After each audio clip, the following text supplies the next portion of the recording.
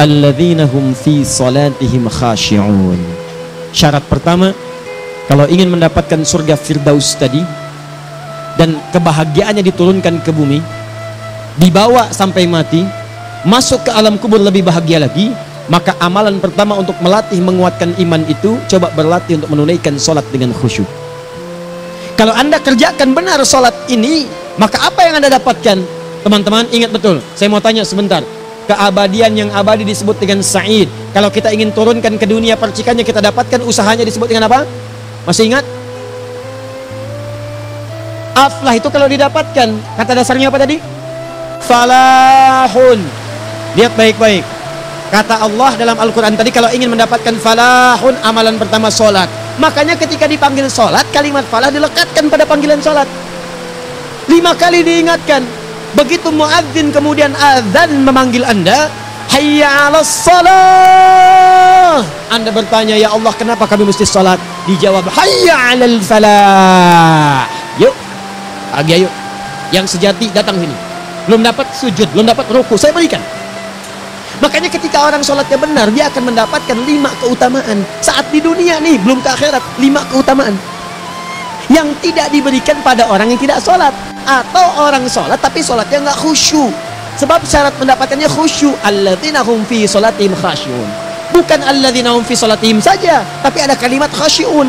Artinya yang tidak khusyuk saja nggak akan dapat, apalagi yang nggak sholat. Apa yang 5 ini? Lihat baik-baik. 1. Orang yang sholatnya benar, pertama kali sebelum mendapatkan kebahagiaan hakiki dari Allah Subhanahu wa Ta'ala, akan dirubah dulu perilaku hidupnya menjadi perilaku yang lebih baik. Kalau orang itu sholatnya benar, maka sholat itu akan melatih dia untuk berubah, bertransformasi jadi orang baik. Itu ada di Quran surah ke-29 ayat ke-45. Innas sholata tanha anil fahsya'i wal munkar. Sumber keburukan cuma 2, kalau bukan fahsya itu munkar. Maaf, pornografi, porno aksi, LGBT, kata-kata jorok, kotor itu fahsya. Di orang sholat kata Allah, mustahil berkata-kata kotor. Orang sholat tidak akan pernah mencela. Orang sholat tidak punya kata-kata jorok. Jadi kalau ada sekarang orang yang sholat senang mencela orang lain, itu berarti ada masalah dalam sholatnya. Dan dia belum dijamin sebagai ahli surga terbaik. Dan hidupnya nggak bahagia. Nggak bahagia. Aneh nih. Sholat tapi senang celah orang. Aneh. Aneh. Yang paling bahaya adalah menikmati celahannya. Itu yang paling aneh. Anda ngaji. Anda ikut taklim. Taklimnya sesuai Quran, taklimnya petunjuk sunnah. Anda sholat, Anda puasa, tapi Anda masih senang mencela orang lain dan menikmati celahan itu. Kalau nggak mencela, kayaknya nggak komplit kehidupan. Maka ada yang salah dengan ibadahnya, ada yang keliru. Karena mustahil taat bertemu dengan maksiat, itu mustahil. Mungkar, keburukan yang diingkari oleh hati, sumbernya nafsu perut dengan akal. Bohong, mencuri, menipu, membunuh, merampok, membegal, mabuk dan sebagainya. Itu namanya mungkar. Orang sholat gak mungkin mengerjakan mungkar. Jadi kalau sholat kita benar, cukuplah Anda sholat, maka Anda akan jadi orang baik. Makanya kata Nabi, Anda punya anak dari kecil ajarin sholat. Sholat kalau naik jadi balik, kerjakan terus. Kasih pelajaran membuat dia mengerti. Kalau masih susah, berikan pelajaran. Ini sering terjemahkan dengan memukul. Mukul di Arab beda dengan konteks mukul sekarang. Mukul di Arab tuh ngasih pelajaran supaya ngerti. Anda bisa terjemahkan dengan konteks lain. Uang jajannya tahan, yang kesukaannya simpan dulu. Bisa dengan konteks kekinian, tapi poinnya, kenapa anak Anda dari kecil ajarin sholat, sampai kenalkan dengan masjid, ajari 3 tahun bawa ke masjid, kenalkan dengan masjid, gak ada masalah lari-lari itu sebelum waktu sholat. Kenalkan dulu. Dulu orang-orang tuh begitu, sebelum waktunya dikenalkan, jalan, begitu lari, biarin dulu. Setelah itu diberi pengertian, nah, ini bukan tempat berlari, yang berlari di sana nanti, yang di sini nanti akan ada orang-orang baik semuanya. Terus Anda lihat berbaris, baris rapi. Kalau pengen baik, ikutan baris nanti. Terus nanti ada yang mimpin di depan, namanya imam. Imam itu siapa ya? Tetangga kita bukan yang Pak Imam, bukan. Bukan. Nah, kalau tetangga kita namanya Imam S. Arifin. Kalau yang ini imam sholat namanya. Imam sholat itu nanti akan pimpin menyembah Allah. Allah siapa ya? Allah itulah yang memberikan ayah rizki. Allah itu yang memberikan ayah rizki sehingga bisa beli tobot buat kakak, beli robokar poli, ini yang poli, ini yang embrace, ini yang heli, ini dulu kakak semuanya tuh yang kasih Allah. Nanti kalau kakak bagus bisa ikut rapi di sini, Allah akan senang, akan ditambah lagi oleh Allah. Oh begitu ya, datang begitu caranya. Ini bukannya waktu sholat belum dikenalin tadi bawanya main-main di masjid. Bahkan ada yang agak repot lagi, di rumahnya susah diatur, dibilang kamu ini susah diatur, main sana ke masjid, disuruh main, ya main di masjid. Yang salah bukan anaknya, orang tuanya. Apa rahasianya anak itu disuruh ke masjid, suruh sholat? Rahasianya, begitu anak itu sholat dengan baik, maka dia akan tumbuh jadi anak baik di kemudian hari. Itu maksudnya. Nah, sekarang saya agak bingung ini, pendidikan TK sekarang salah sih enggak, cuma saya agak bingung mikirnya. Ini anak belum diajarin sholat, dan diajarin manasik. Itu bagaimana cara berpikirnya Ferguson? Agak repot saya mikirnya tuh. Ya. Walaupun salah sih enggak, cuma saya bingung gitu. Kenapa nggak dikerjakan tahap yang pertama dulu? Tangga itu kan berurutan. Nggak bisa Anda lompat langsung ke 5. Kan 1, 2 belum terlewati. Jelas ya? Nah, ini gambarannya. Sholat nih. 1 pasti baik. Jadi kalau sekarang sholat, lisan belum baik, mata belum baik, sampai ke kaki, berarti ada yang salah sholat itu. Ada yang nggak tepat. Tangan sembarangan, snack orang ngambil. Awas. Tuh sendal orang, mau wudhu nggak ada sendal, pakai sendal orang. Udah bilang belum? Kehujanan pakai payung orang. Udah bilang belum? Ya kan gampang Ustaz. Ini kan juga mungkin diikhlaskan karena Allah. Ya ikhlas, cuman pakainya belum minjam. Bagaimana kalau sedang pegang payung itu keluar, Anda meninggal? Coba mikirin ke situ. Coba ke kantor. Kalau didorong proyek yang nggak jelas, kita tanda tangan, pikir dulu bagaimana kalau meninggal. Kemarin saya sama teman-teman artis saya katakan begini, Anda ya, kalau Anda mengaji dengan saya, jangan pernah menerima peran maksiat. Walaupun itu sekedar adegan, tapi itu maksiat. Kalau bayangkan ketika Anda memerankan itu, Anda diwafatkan oleh Allah Subhanahu Wa Taala. Maka demi Allah saya katakan tidak ada faedahnya Anda ngaji sekarang, ngaji besok. Ketika Anda menerima peran itu, Anda wafat dalam keadaan bermaksiat di hadapan Allah Subhanahu Wa Taala. Maka saya pun katakan pada Anda, ayo belajar yang betul, pahami, bangun sholat, belajar, dalami seperti orang tua kita dulu. Tinggalkan nyontek, budaya yang nggak jelas. Rasakan ketika nyontek Anda wafat. Apa yang Anda dapatkan? Di Libya itu kalau nyontek, di Libya ya, saya pernah sekolah di Libya nih. Itu kalau nyontek di Libya aja, dan rekornya 100% ketahuan. Begitu sudah selesai, cuman jeda 2 jam, langsung ada panggilan. Si fulan silahkan datang ke kantor. Apa yang disediakan di kantor sudah siap. Anda diberi waktu 2 jam dari sekarang, siapkan beres-beres koper Anda. Di sini tertulis Anda akan pulang. Tiketnya sudah lengkap, dikawal 2 orang. Dituliskan di situ anak ini nyontek gak boleh kembali ke sini. Itu dia. Gak ada zero tolerance bagi yang seperti itu. Keluar. Kami gak terima di sini. Harusnya begitu. Gak ada faedahnya. Yang kita butuhkan amalan dari ilmu, bukan nilai-nilai itu sementara. Gak ada. Sudah. Nah ini akhirnya begini kualitasnya nih. Tertulis di ijazahnya bagus, cum laude, IPK-nya 4, tapi nggak ada aplikasinya. Yang pintar banyak, kita butuh yang baik, pintar yang baik. Sekarang yang pintar banyak, kepintarannya dipakai untuk nipu orang. Itu yang bahaya. Ahli hukum banyak yang dihukum. Ahli ekonomi tidak bisa mengangkat perekonomian. Apa yang salah? Apa yang salah? Ini yang jadi persoalan. Tapi dasar manusia begitu di sidang mulai pakai peci, pakai baju koko, pakai tasbih, dan pakai kerudung. Luar biasa. Nih, 2. Orang kalau sholatnya benar, Allah akan berikan ketenangan dalam jiwanya. Tenang hati. Jangankan musibah kecil, musibah paling besar pun tenang aja dia. Tenang, dia paham rumusnya. Allahu Akbar. Turun Quran. Surah ke-13 ayat ke-28. Ala bidzikrillahi tatma'innul. Yakinkan pada dirimu, zikir kepada Allah membuat hati tenang. Di antara turunan zikir amalannya adalah sholat. Dari mana taunya? Quran surah ke-20 ayat ke-14. Innani anallahu la ilaha illa ana fa'budni wa aqimis salata li dzikri. Saya Allah, kata Allah ke Nabi Musa. Tidak ada Tuhan selain saya, sembah saya. Bagaimana menyembahmu ya Allah? Tunaikan salat sebagai zikir kepada saya, zikir. Nah, maka kalau Anda sedang tidak tenang, ayo ke masjid. Banyak zikir itu, baca Quran zikir. Quran surah 15 ayat 9. Inna nahnu nazzalna dzikra. Kami turunkan Al-Quran sebagai zikir. Jadi kalau Anda sedang baca Al-Quran, Anda sedang berzikir. Ibu kalau sedang nggak tenang, Bu, gelisah, nggak enak, nggak usah mengeluh, apalagi bikin status gak karuan. Ibu wudhu, ambil mushaf baca. Begitu sedang baca ada ketenangan dalam jiwa. Berdoa, zikir. Kalau sedang nggak tenang, besok ada proyek, doa dulu. Doa itu memberikan ketenangan. Makanya doa disebut dengan zikir. Quran surah ke-7 ayat 205. Wadhkur rabbaka fi nafsika tadarruan wa khifatan wa dunal jahri minal qaul. Ayo berzikir, minta kepada Allah dengan segenap jiwamu, mohon dengan penuh ketawaduan. nanti ketenangan diberikan. Menghafal Quran, baca itu zikir. Quran surah ke-54 ayat 17, 22, 32, 40. Walaqad yassarnal Qur'ana lidzikri fahal min mudzakir. Menyebut nama Allah, Al-Asmaul Husna itu zikir. Sedang ada persoalan, ya Allah, ya Allah, ya Allah, ya Rahman, ya Rahim, ya Malik, ya Qudus, ya Allah, ya Allah, ya Allah, ya Allah. Zikir. Dalilnya Quran surah kedua ayat 152. Fadhkuruni azkurkum. Sebut namaku, zikir, aku pun akan mengingatmu. Gimana menyebutnya? Ditafsir di Quran surah 17. Ayat keberapa? 110. Qulillah awit Rahman ayyamma tad'u falahul asmaul husna. Sebut nama Allah. Itu menentamkan pada jiwa. Sedangkan sholat gabungan dari semua zikir tadi. Bukankah dalam sholat Anda baca Al-Quran? Bukankah dalam sholat Anda menghafal Al-Quran? Bukankah dalam sholat Anda berdoa? Bukankah dalam sholat Anda istighfar? Anda mohon digabungkan semua itu. Amalan sholat menggabungkan semua jenis zikir. Masa Anda nggak tenang juga? Makanya sholat, jangankan sholat ya, tempat sholat itu yang menenangkan. Tempat sholat, tempat paling tenang di muka bumi. Kalau nggak percaya silahkan ya, Anda sebelum masuk ke Istiqomah ini, begitu Anda masuk kan perasaannya beda kan, lain. Silahkan cek, kalau cari ketenangan datang ke masjid, masuk wudhu, masuk sholat 2 rakaat tenang, dekat kipas angin, saking tenangnya plak ngantuk tidur, beneran enak.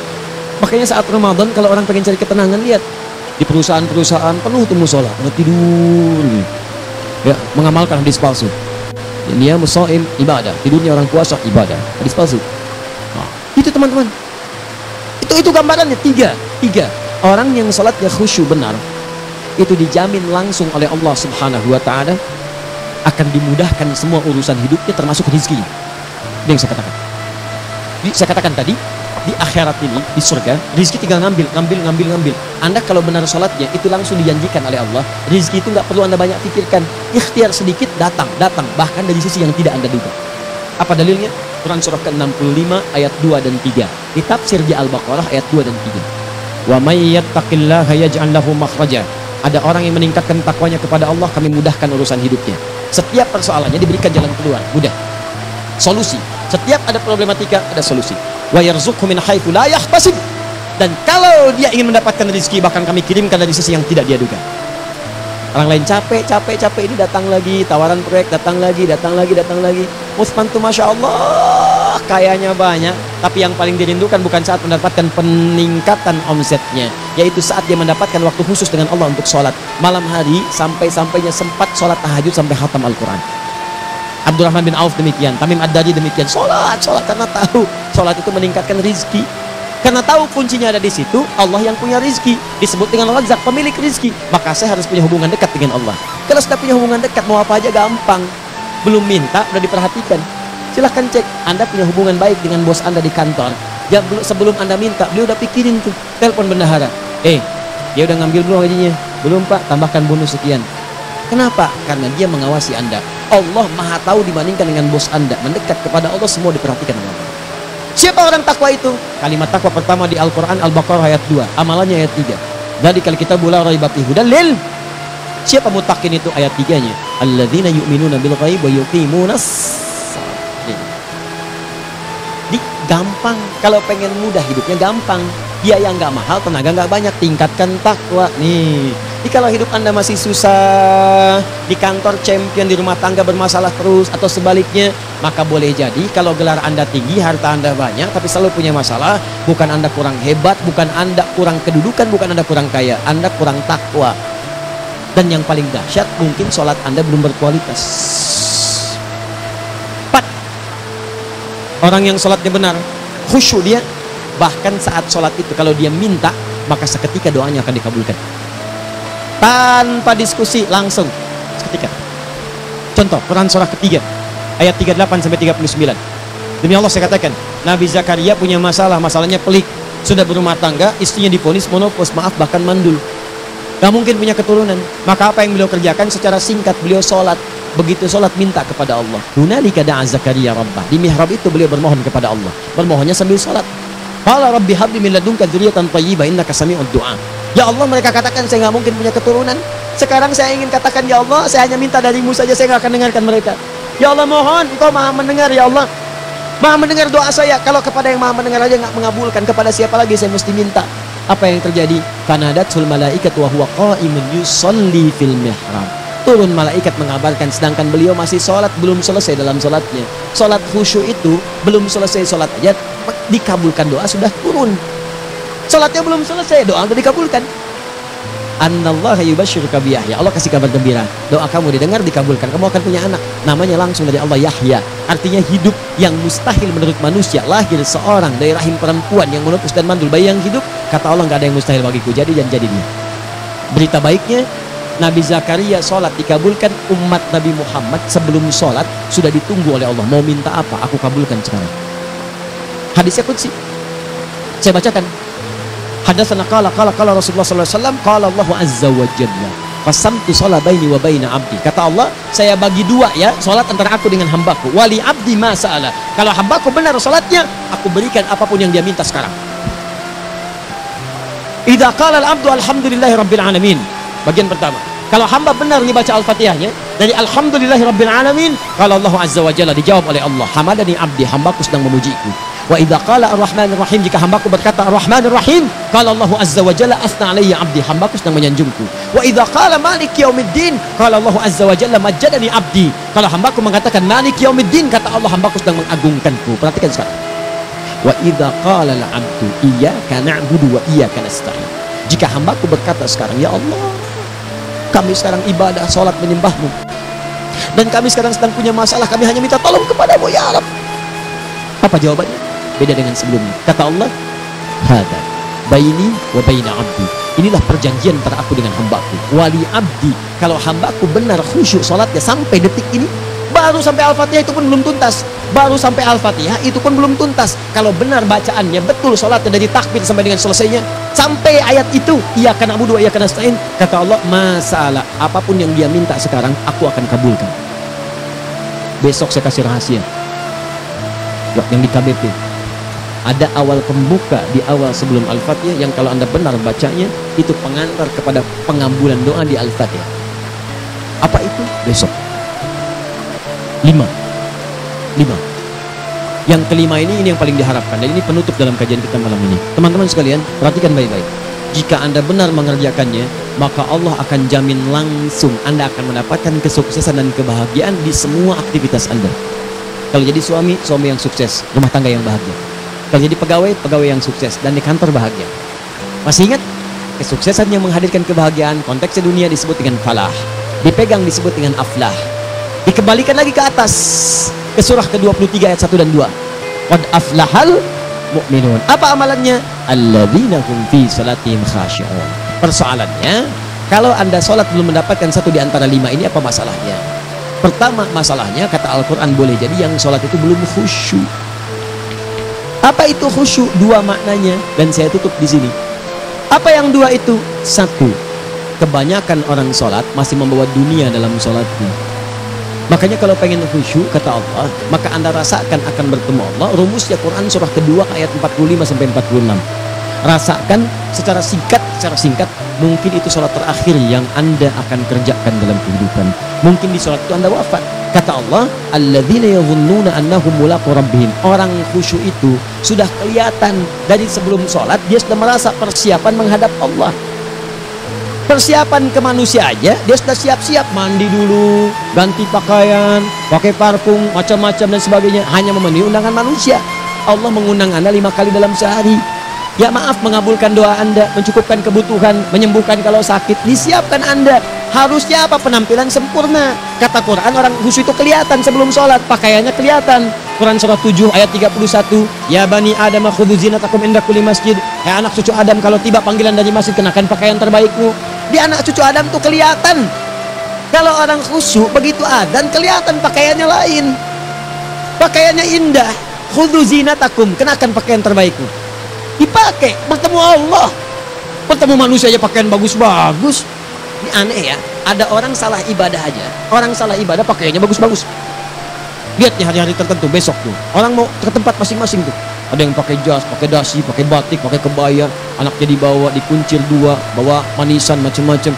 Mau salah ibadah aja, tampilan bagus. Masa antum yang benar ibadahnya nggak bagus? Beda kah? Pakaian futsal, pakaian sholat ganti dengan yang sholat. Ini gimana pakaian sholat pakai pakaian futsal? Depannya gambar Messi, belakang Ronaldo. Repot. Malaikatnya juga bilang, kamu salah baju, harusnya Luka Modric.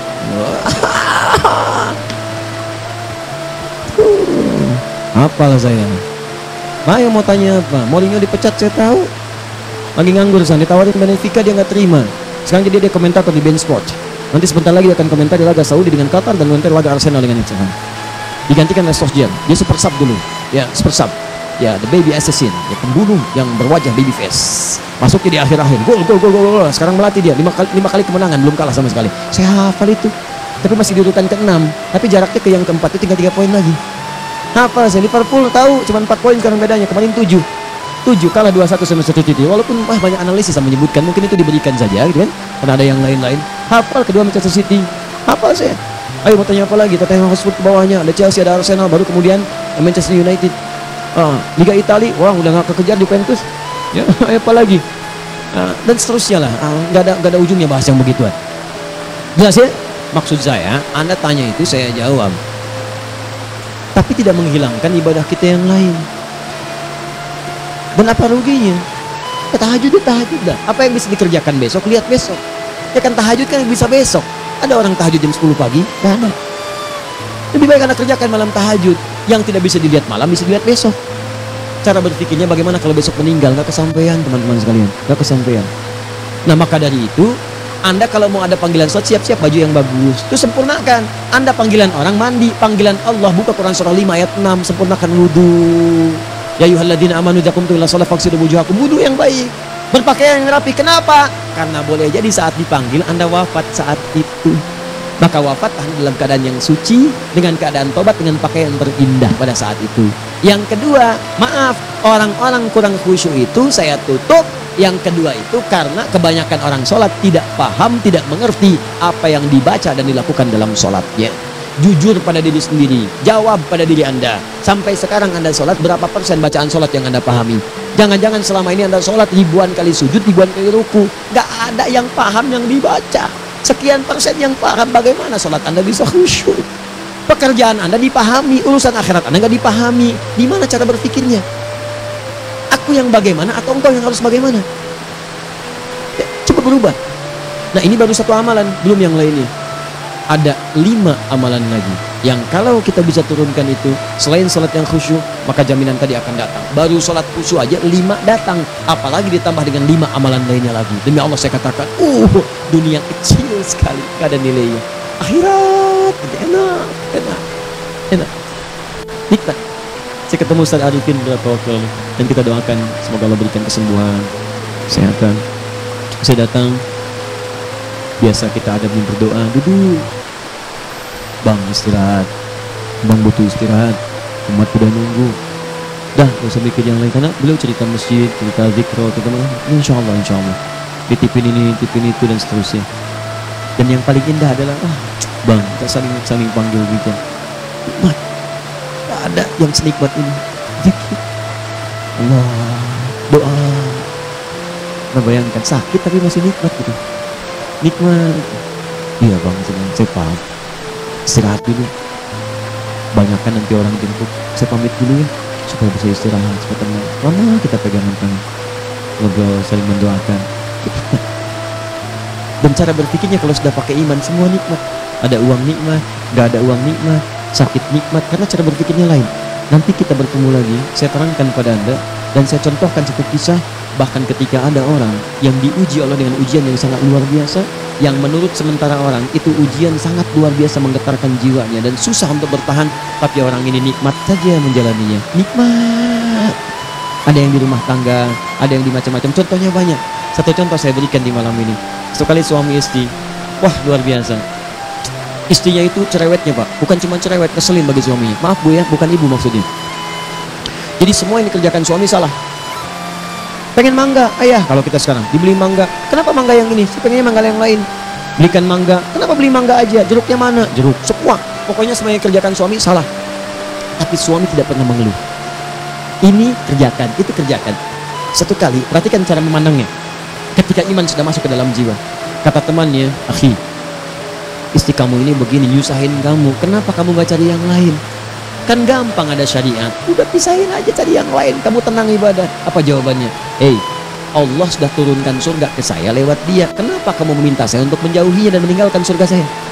Bicara melihat dia, bukankah ketika ada berbagai keluhan saya sabar? Bukankah sabar mendekatkan saya ke surga? Allah kirimkan tipikal istri seperti ini supaya mendekatkan saya ke surga. Dengan itu kan saya banyak pahala. Saya sabar, pahala banyak. Sudah Allah berikan pahala kepada saya. Kamu malah nyuruh saya untuk berpisah dengan pahala itu. Perhatikan cara berpikirnya. Indah. Kalau rumah tangga seperti ini semuanya enak. Suaminya biasa-biasa, istrinya cantik, luar biasa. Begitu berdandan kelihatan kata suaminya, Masya Allah, wajahnya tak berpaling, mata tak berkedip. Kata istrinya, ya zauji madhabik, sayang kamu kenapa? Wallahi syakiran lillah bihadari, demi Allah aku bersyukur mendapatkan istri secantik kamu. Kata istrinya, nahnu fil jannah zauji, kita berdua di surga. Kata suaminya, kok bisa begitu jawabanmu? Iya, kamu bersyukur dengan keadaanku, aku bersabar dengan keadaanmu. Catat. Bukankah orang syukur dan sabar di surga? Tuh lihat, canda-canda orang-orang soleh itu begitu. Nikmat ketawa walaupun nyelekit di hati. Cuman bawaannya enak gitu. Nah, nanti itu ada tuh, nanti saya turunin tuh. Yang di rumah tangga, yang ini, yang itu nanti. Kapan? Pertemuan berikutnya. Ya, jadi kita cukupkan dulu di malam ini apa yang kita pelajari, supaya nanti nggak terlampau banyak kita dapat materi. Cuma sayang sedikit mengamalkan. Saya sudah tuangkan di sini. Banyak saya tuliskan, termasuk di keluarga, di macam-macam. Ini saya tulis, tapi silahkan Anda baca. Kalau ada manfaat silahkan dapatkan. Kalau ada yang kurang silahkan sampaikan untuk dikoreksi. Semoga Allah muliakan kita semua insya Allah. Sekali lagi, perbaiki hidup. Jangan banyak mainnya. Dan sudah, jangan banyak membuang dengan yang sia-sia apapun yang dihadapi. Sekali lagi, tolong jaga kondusivitas, bantu negara kita, ketertiban, keamanan. Kalau saya menyampaikan sesuatu ada singgungan dengan yang kekinian, itu maksudnya koreksi masukan-masukan supaya diperbaiki. Tapi tetap dalam urusan pemilihan kita punya pilihan masing-masing yang tidak boleh dipaksakan. Jelas ya? Baik, jadi ya, saya sampaikan sekali lagi. Pertama, pilih mana? Anda dipaksa harus ikut, atau yang kedua, kita bebas memilih sesuai. Dah. Sudah ya. Jadi kita akhiri, subhanakallahumma bihamdika asyhadu an la ilaha illa anta astaghfiruka wa atubu ilaik. Wa akhiru da'wan alhamdulillahirabbil alamin. Berjumpa besok sesi terakhir fikih ikhtilaf di Masjid Ar-Rahman Kota Baru Parahyangan. Assalamualaikum warahmatullahi wabarakatuh.